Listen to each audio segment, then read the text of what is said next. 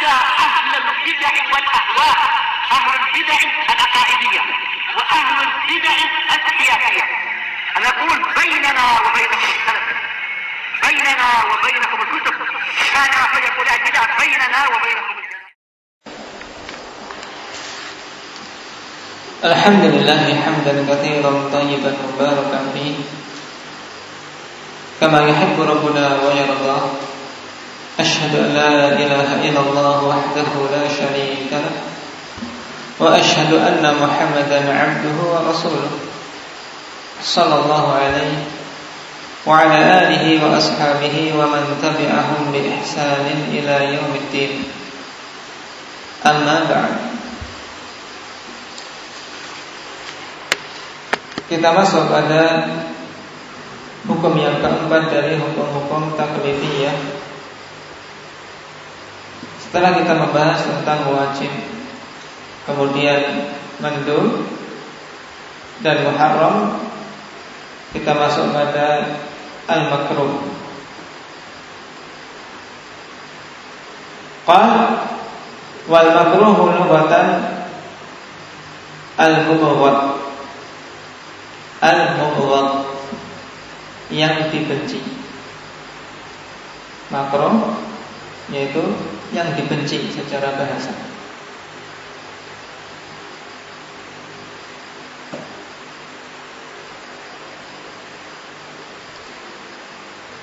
Yaitu diddul mahbub, lawan dari yang dicintai. Ya, makruh adalah lawan yang dicintai.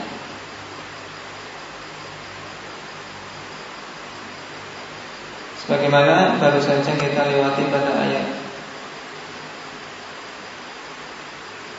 wa asa an tuhibbu syai'an wa huwa syarrun lakum wa asa an takrahu syai'an wa huwa khairun lakum. Baik, lawan dari al-mahbub yaitu al-makruh. Sedangkan makna secara istilah qal wastilahan ma naha anhu syari'u la ala wajhil ilzami bit tarki.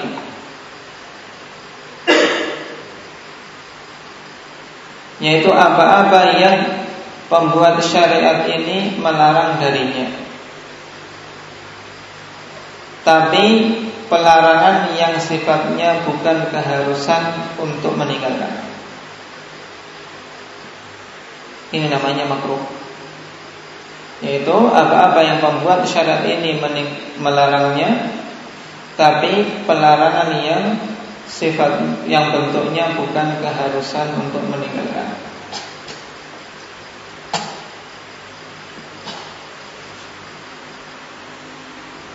Kal akhdhi bisyimali wal i'ta'i biha, seperti mengambil dengan tangan kiri dan memberikan dengan tangan kiri. Ini perkara yang makruh. Sebelum kita membahas tentang contoh, kita bahas dulu makna dari definisi tersebut. Al-Allamah Ibnu Utsaimin mengatakan fa kharaja bi qaulina ma naha anhu syari', dan keluar dari perkataan kami manaha anhu syari', yaitu apa-apa yang membuat syariat ini melarang darinya, al-wajib wal mandub wal mubah. Kenapa perkara al-wajib keluar dari definisi manaha anhu syari'? Apa Mujahid? Karena wajib itu diperintahkan, bukan dilarang. Demikian pula al-mandub itu diperintahkan. Sekarang kenapa al-mubah keluar dari definisi ini? Lutfi. Karena mubah tidak berupa larangan, tapi yang pilihan antara melakukan atau tidak melakukan silakan. Berarti masih tersisa satu hukum, yaitu al-muharram. Maka dikeluarkan dengan kelanjutan definisi la ala wajhi ilzami bit-tark. Maka karena itulah Dengan definisi ini Syekh mengatakan wa kharaja bi qaulina la ala wajhi ilzam bi tark al-muharram. Karena makruh suatu pelarangan tapi ya tidak dalam bentuk keharusan untuk meninggalkan. Sehingga keluar dari definisi al-muharram. Kenapa? Karena muharram ya pelarangan dalam bentuk keharusan. Dia harus meninggalkannya. Ini namanya muharram, sebagaimana kemarin telah kita pelajari. Nah, Syekh rahimahullah ta'ala memberikan contoh untuk makruh mengambil dan ya menerima, memberi dan menerima dengan tangan kiri. Ini perkara yang makruh. Sebagaimana para sahabat radhiyallahu alaihim mengkabarkan bahwasanya mereka kalau mengambil sesuatu, memberikan sesuatu dengan tangan dan menerimanya dengan tangan kanan. Jadi ketika memberi atau mengambil, menerima pemberian dengan tangan kiri ini hukumnya makruh. Syekh rahimahullah tidak mencontohkan makan dan minum. Kenapa?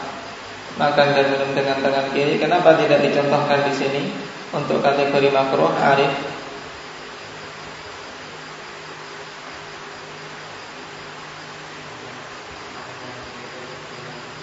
Hukumnya haram. Nah, karena makan dengan tangan kiri atau minum dengan tangan kiri hukumnya haram. Rasulullah SAW melarang dengan pelarangan yang sifatnya ya keharusan untuk meninggalkan. Ya la ta'kulu bisyimali. Jangan kalian makan dengan tangan kiri. Fa inna syaitan ya'kulu bisyimali. Karena sebenarnya syaitan itu makan dengan tangan kiri. Ini di antara sebabnya.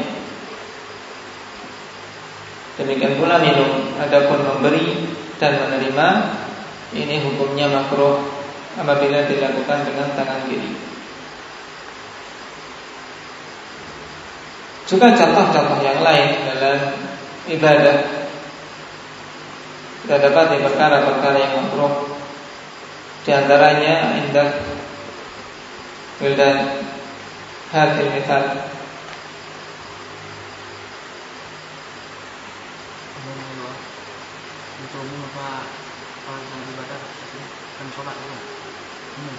Masya Allah.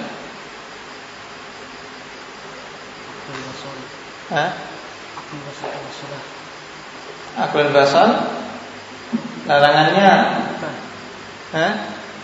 haram. Kalau mau masuk masjid ya haram ini karena menyakiti kaum muslimin. Bukan sekedar makruh.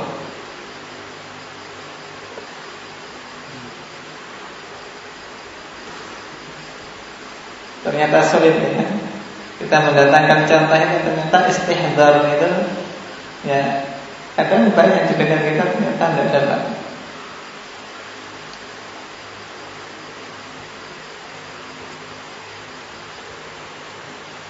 Apa contohnya di antara perkara yang makruh?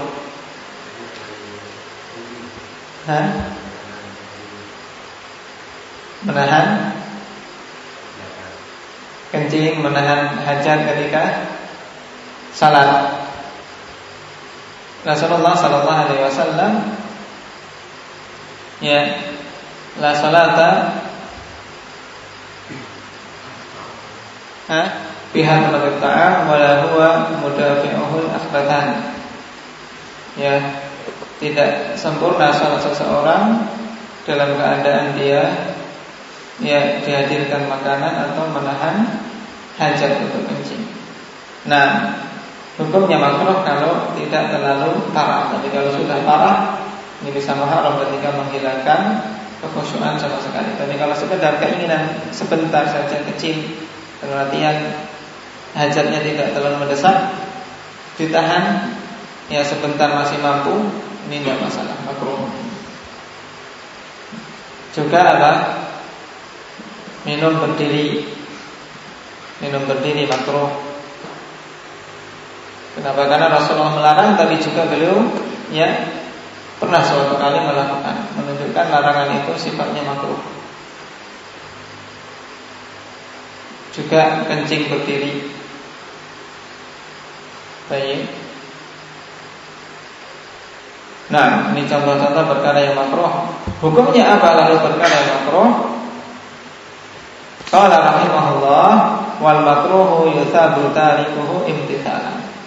Perkara yang makruh itu orang yang meninggalkannya akan diberi pahala imtithalan, ya, dalam keadaan dia meninggalkannya sebagai bentuk penunaian aturan Allah Subhanahu wa taala. Jadi dia meninggalkan ini karena memang Allah mengaturnya. Allah memerintahkan untuk meninggalkan. Makanya kita tinggalkan. Misalnya la yashrabanna ahadukum qa'iman. Rasulullah mengatakan jangan sekali-kali salah seorang di antara kalian minum dalam keadaan berdiri. Ini larangan dari minum berdiri. Maka kita tinggalkan. Ketika kita meninggalkan hal tersebut, ya, seorang ingat mau minum, dia mau berdiri, kemudian ingat hadis ini, kemudian duduk, dia dapat pahala. Dapat pahala. Kenapa? Karena dia duduknya, ya, ketika minum untuk menjauhi larangan minum dalam keadaan berdiri.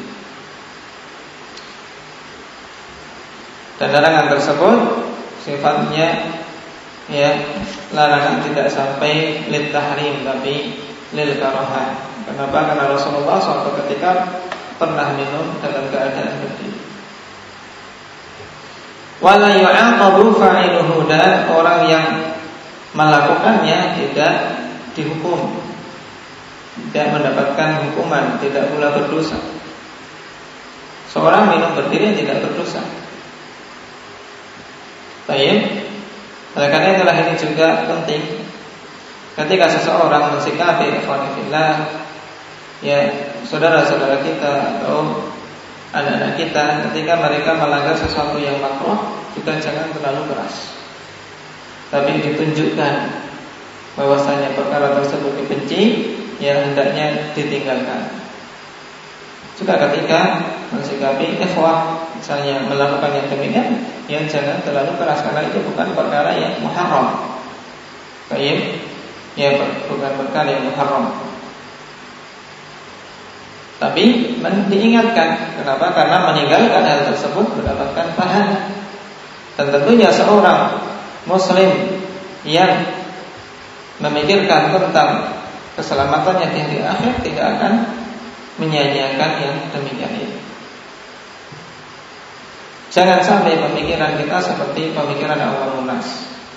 Kalau makruh kan tidak mengapa dilakukan, ya dilakukan saja. Jadi ketika diberi bimbingan ini mustahab, ini yang sunnah, sunnah kan ditinggalkan, tidak apa-apa, akhirnya ditinggalkan. Padahal ya sunnah berarti dicintai, namanya mustahab, dicintai dalam agama ini dilakukan. Makruh namanya saja makruh, dibenci, ya, kita harus, ya, kita berusaha sebisa mungkin untuk meninggalkannya.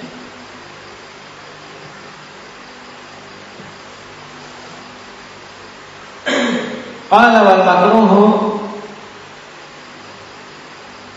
ya, di nuskah kita ini diulangi lagi, ya, wal makruhu yutabu tarikuhu imtithalan wa la yu'aqabu fa'iluhu, itu sama, terjadi pengulangan.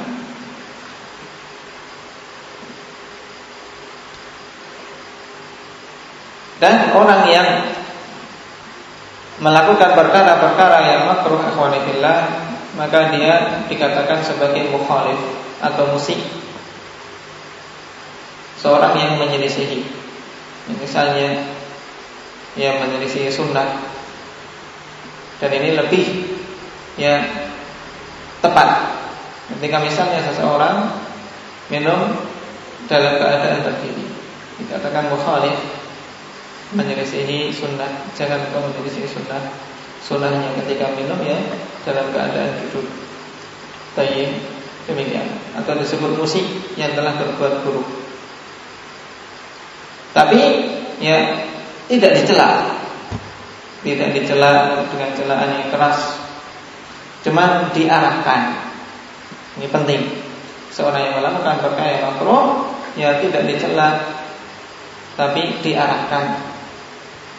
Namun apabila terus-menerus, ini mungkin bisa juga dicela.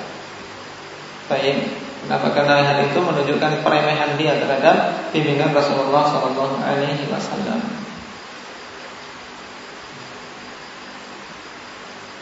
Kemudian istilah makruh ini yang didefinisikan oleh Al-Allamah Ibnu Utsaimin rahimahullah taala juga dijelaskan tentang hukumnya. Ini adalah istilah bagi mutaakhirin. Ya, jadi mutaakhirun mereka membuat istilah untuk suatu perkara yang apabila dilakukan ya tidak mengapa, dan apabila ditinggalkan mendapatkan pahala dengan istilah makruh. Adapun ulama mutaqaddimun mereka ya menggunakan kata makruh ini untuk perkara yang muharram. Untuk perkara yang muharram. Hal ini sebagaimana terkadang kita dapati dalam istilah yang digunakan oleh a'immah arba'ah, imam mazhab yang 4, ya seperti Imam Syafi'i, Imam Ahmad, ya terkadang menggunakan kata kariha. Ya, karih itu aku membencinya, maksudnya itu adalah suatu perkara yang haram. Tayyib. Seperti Imam Malik juga, Imam Ahmad, Imam Malik.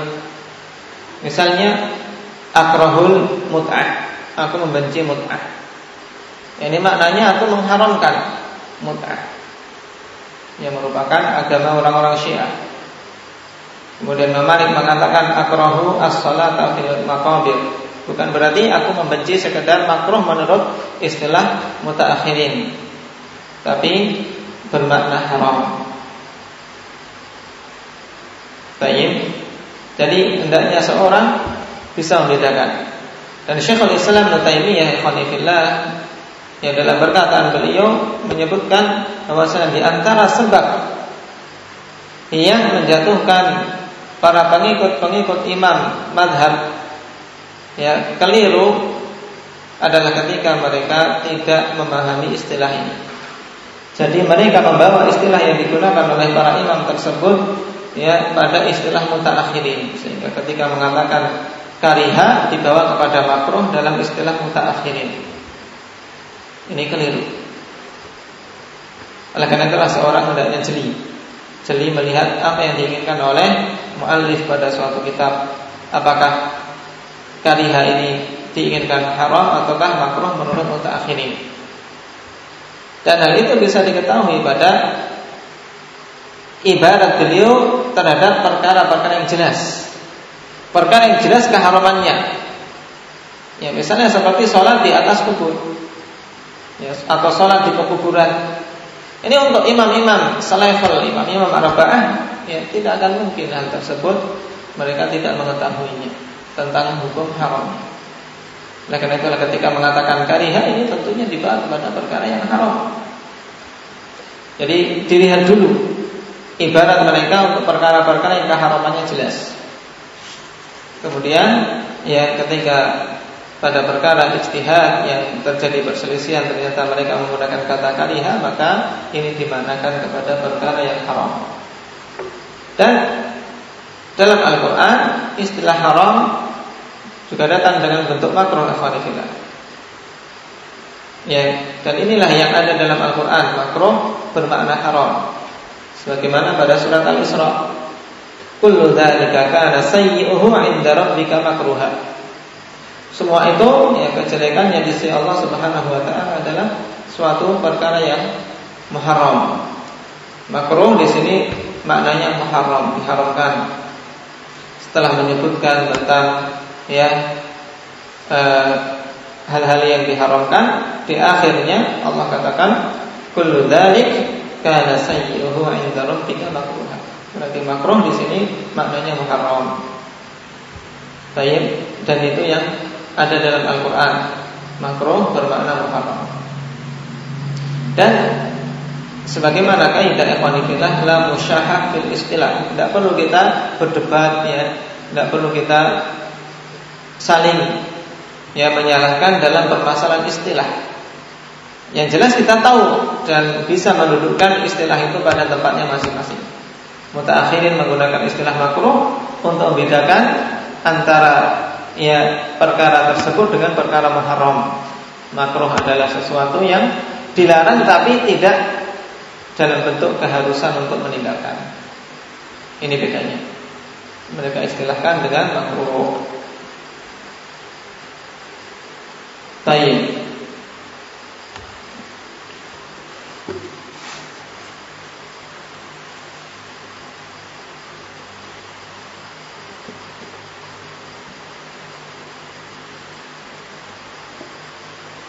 Kemudian ikhwanillah, perkara-perkara yang makruh itu bisa diketahui dengan dua hal. Yang pertama, ketika syariat ini meletakkan pahala ketika seseorang meninggalkannya dan tidak menerapkan hukuman bagi yang melakukan. Misalnya dalam hadis ana za'imun bi baitin fi rabadil jannah liman tarakal mira'a walau kana muhiqqan. Aku menjamin dengan surga dengan rumah yang ada di tengah-tengah surga bagi orang yang meninggalkan mira', meninggalkan debat walaupun dia dalam keadaan benar. Jadi mengalah saja, tidak usah berdebat, tidak usah bersengketa. Jadi dia mempunyai sifat lapang dada, luas. Nah di sini Rasulullah SAW menetapkan di sana ada pahala, menetapkan adanya pahala dengan dijaminnya orang ini dengan pahala rumah di surga bagi orang yang meninggalkan debat walaupun dalam keadaan benar. Namun di sana tidak ada dosa seorang mendebat ketika dia benar, menunjukkan bahwasanya hal itu makruh. Berdebat pada perkara yang dia benar makruh, hak dia makruh. Perkara yang kedua, dan ini yang paling banyak dan paling mudah untuk kita lihat, juga paling banyak kita dapati pada hukum-hukum fiqhiyah, yaitu adanya larangan dari Rasulullah SAW dan di sisi lain didapati dalil yang menunjukkan atau memalingkan larangan tersebut dari keharaman. Adanya larangan dari Rasulullah, namun di sisi lain ada dalil yang memalingkan larangan tersebut dari keharaman. Karena nanti akan kita ketahui hukum asal larangan itu haram, tapi di sini ada dalil yang memalingkan dari keharaman sehingga menjadi makruh. Baik. Misalnya yang tadi dicontohkan, la yashrabanna ahadukum qa'iman. Jangan sekali-kali salah seorang di antara kalian minum dalam keadaan berdiri. Kemudian di sana ada dalil lain yang memalingkan, yaitu perbuatan Rasulullah minum dalam keadaan berdiri, menunjukkan minum berdiri itu makruh. Juga bicara-bicara setelah Isya. Rasulullah SAW melarang yang demikian. Akan tapi kita dapati Rasulullah SAW juga dalam beberapa hadis berbincang-bincang setelah Isya, menunjukkan bahwasanya hal itu tidak sampai muharram tapi makruh pada perbincangan yang mubah. Ada perbincangan dalam ilmu, perbincangan yang ada maslahat besar padanya, maka ini sesuai dengan kemaslahatan dan manfaat yang terkandung di dalamnya. Baik. Juga misalnya Rasulullah SAW mengatakan tentang Al-Quran, la yamassul Quran illa tahir. tidak menyentuh Al-Quran kecuali seorang yang dalam keadaan bersuci. Baik. Ini larangan dari menyentuh Al-Quran kecuali dalam keadaan bersuci. Namun di sana ada dalil yang memalingkan, yang menunjukkan bahwasanya wudu itu tidaklah diwajibkan kecuali ketika seorang mau sholat. Dalam hadis riwayat Abu Dawud, innama umirtu bil wudu'i idza qumtu ila shalah. Hanyalah aku diperintahkan untuk berwudu secara wajib apabila aku hendak menunaikan sholat. Menunjukkan bahwasanya larangan dari menyentuh mushaf kecuali dalam keadaan bersuci ini larangan yang sifatnya apa, Abdurrahman? Makruh. Makruh. Dan tentunya yang paling utama seorang untuk senantiasa menjaga kesuciannya ketika mau membaca Al-Quran. Walaupun kalau seandainya tidak berdosa. Karena memang terkadang masyaqqah yang paling, apalagi seorang misalnya mau menghafal di atas atau di tempat yang jauh dari tempat untuk berwudu, kemudian batal. Kalau wajib ini masyaqqah berat, masyaqqah sekali. Juga terasa sekali daerah-daerah dingin. Apalagi kita dulu di Yaman, makanan tidak pas makanan tidak cocok dengan perut-perut orang Indonesia. Yang paling banyak kentut ya kita ini. Makan fasulia itu yang paling banyak. Salat tarawih itu biasanya satu salat selesai pada lari ke hammam. Terkadang belum satu salat aja, terkadang ada yang bolak-balik berapa kali. Karena makanannya tidak pas dengan perut kita. Terasa masyaqqahnya kalau wajib. Dan alhamdulillah agama ini mudah, hukumnya makruh. Baik, ketika ada hajah, seorang tidak mengapa untuk melakukannya. Juga di sana ada kaidah ikhwanillah, la karahata ma'al hajah. Tidak ada kemakruhan ketika di sana ada hajat katanya.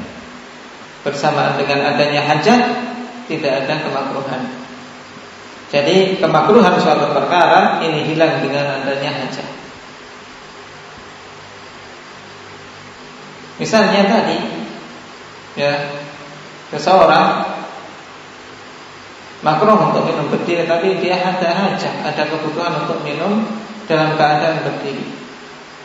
Misalnya tempat itu semuanya kotor, tidak ada tempat untuk duduk, ada hajat, atau ada sedikit gangguan di kakinya atau yang lainnya, maka hilang kemakruhan tadi.